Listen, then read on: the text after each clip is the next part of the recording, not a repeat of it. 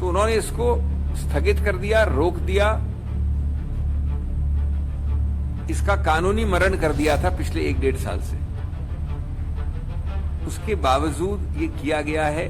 क्यों?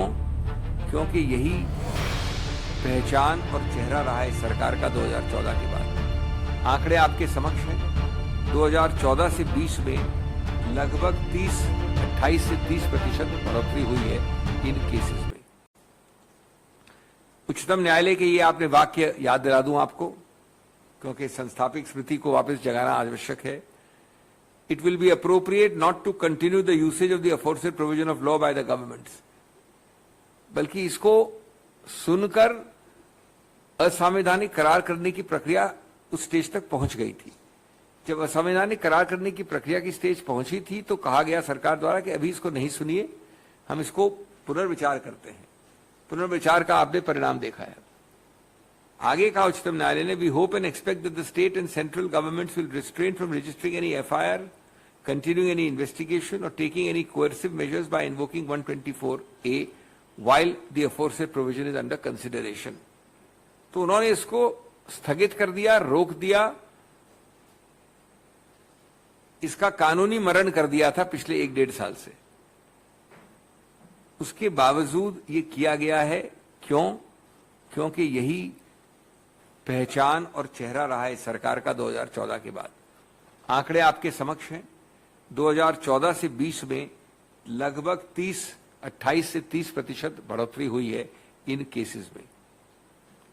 लगभग 550 से ज्यादा केसेस फाइल हुए हैं इस अल्प समय में, 8 साल में।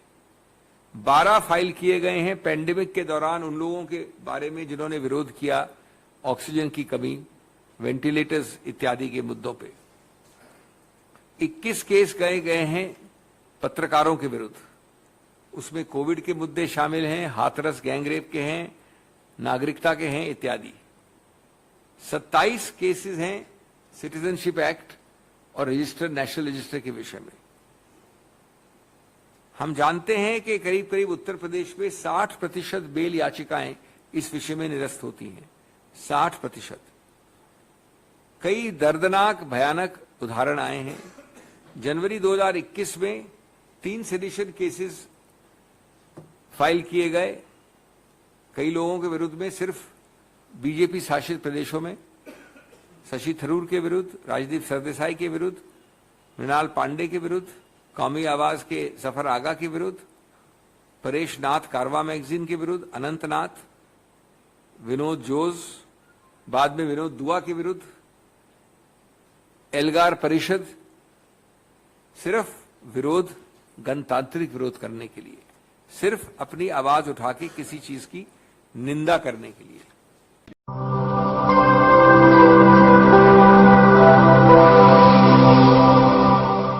जन ज्वार जनता की मीडिया।